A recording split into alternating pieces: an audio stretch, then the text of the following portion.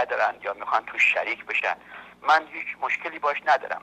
مشکل من در واقع در نحوه ارائه این فکر هست. یعنی اینجوری به مردم ارائه میشه این فکر که انگار اینا برای همه مردم اصلاح طلبی میخوان، در حالی که واقعیت اینه که اینا نیرویی هستن که بیشتر 90% اصلاح طلبیشون برمیگرده به خودشون.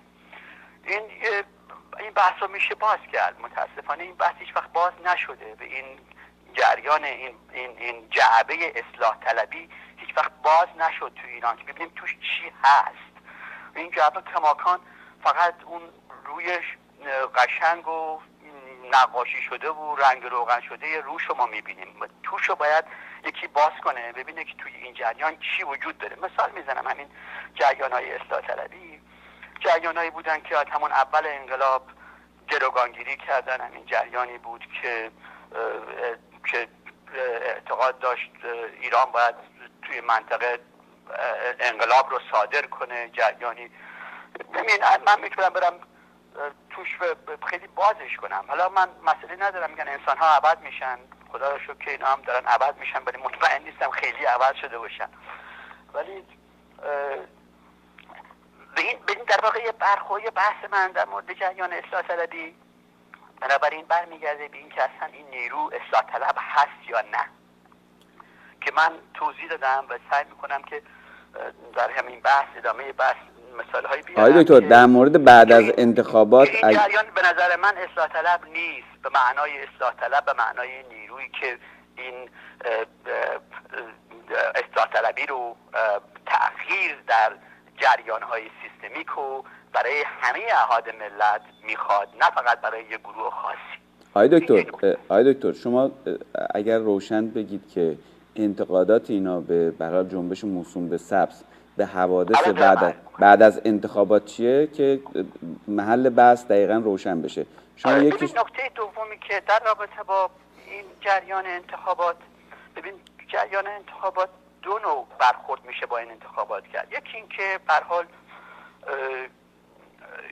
یه انتخاباتی انجام شد، این انتخابات یه تاریخ قبل از انتخابات داره، روز انتخابات داره و بعد از انتخابات داره.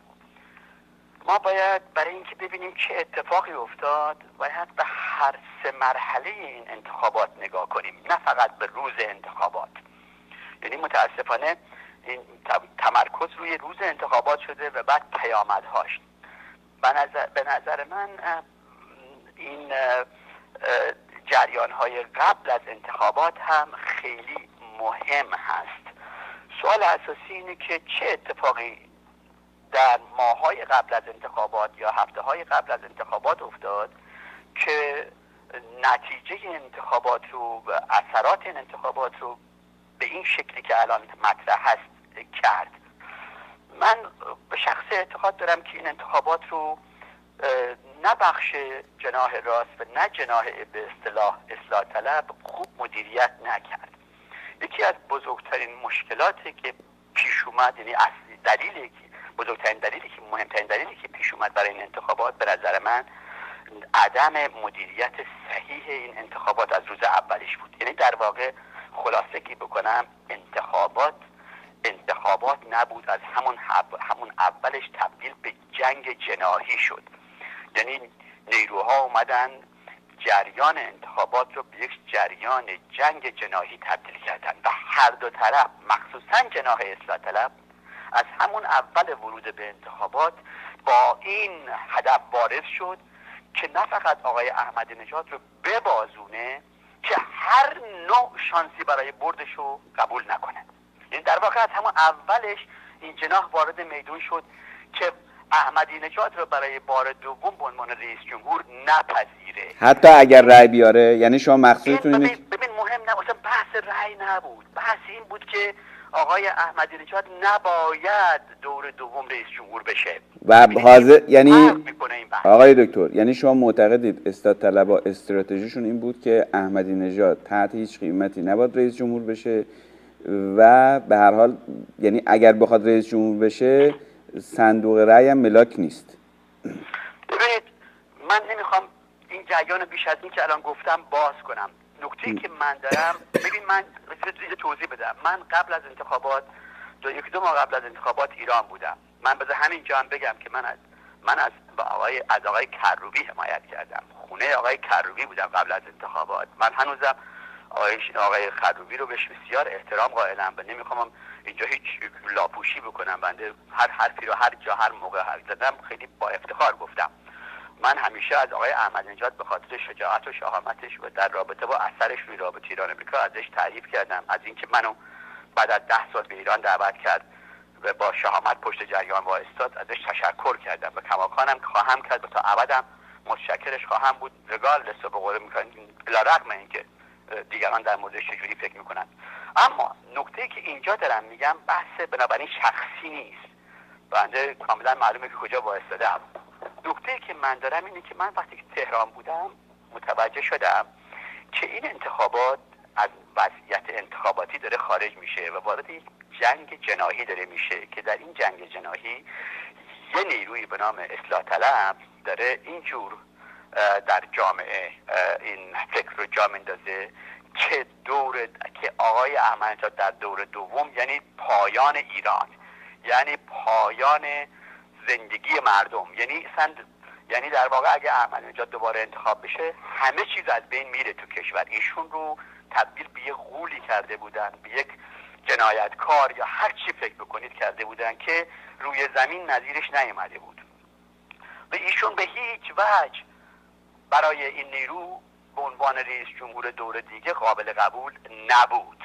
یعنی اینجوری برخورد میکردن. من خودم یادمه که با خیلی از این آقایون اصلاح طلب، حالا اسم نمیخوام اینجا ببرم، من در همون مدت صحبت کردم، دیدار داشتم، سعی کردم اینا رو قانع کنم که به این شکل وارد میدون نشن و حتی سعی کردم اونا رو به اتحاد دور یا شخص مشخصی تشویق کنم. به هر حال نکته اساسی این بود که آقا ما یه نفر میخوایم که احمدی نژاد رو ببازونه. در واقع از اون دیدگاه بود که اینا دنبال یه نفر بودن که مثل اول آقای خاتمی بود، بعد آقای موسوی شد. یعنی شخص موسوی و شخص آقای خاتمی به عنوان آدمایی که یک ایده هایی دارن، نظرهایی دارن، رهبرای مهمی هستن، کارهای مهمی میتونن بکنن در سیاست خارجی، در سیاست داخلی، مطرح نبود. آقای موسوی و آقای خاتمی فقط از این دید مطرح بود که میتونن احمدی نژاد رو شکست بدند. یعنی حتی اینجا آقای دکتر امیرحمدی به این مسئله رو اینجا رفته بود که باید یکی باشه، یک جریانی شکل بگیره، یه وضعیتی به وجود بیاد که آقای احمدی نژاد دور دوم رئیس جمهور نشود. حالا من نمیخوام بگم که اینا این حقا نداشتن که اینجوری فکر بکنن، اما نحوه برخوردشون با این جریان به شدت تحریک آمیز شد، به تحریک آمیز بود. در واقع ببین جریان انتخابات آزاد و منصف در واقع معناش اینه که شما برای حریف خود، میدونی شما برای حریف خودم یه حریمی قائل هستی، برای حریف خود احترام قائلی، برای حریف خود یک شانس قائلی. یعنی انتخابات یعنی که شما میری توی اونجا و سعی میکنی برنامه‌های خودتو بدی و بعد ببینی که مردم به کی رأی میدن، به این برنامه رأی میدن یا به اون برنامه رأی میدن. شما نمیری توی انتخابات که یه نفر رو حتما به هر دلیلی ببازونی، مهم نیست که چه اتفاق بیفته، به هر شکلی یعنی در واقع بحث باخت یه نفر نباید باشه، بحث برد یک نفر دیگه باید باشه. متاسفانه این جریان به این شکل اتفاق نیفتاد. مثلا تو این انتخابات بحث این که برنامه چی هست مطرح نبود. ملت این نیرو سعی نکرد به برنامه رأی بده، به برنامه آدم بیاره. مثلا آقای دکتر بهترین برنامه ها رو داشت، آقای کروبی که بهترین برنامه ها رو داشت. تصادفاً برنامه آقای موسوی ضعیفترین همه بود از نظر اصلاح طلبی. ولی به هر حال ولی شانس آقای موسوی برای بازوندن آقای احمدی نژاد از دید این نیرو بیشتر بود و وارد اون و میخواست فقط به اون فکر میکرد. آقای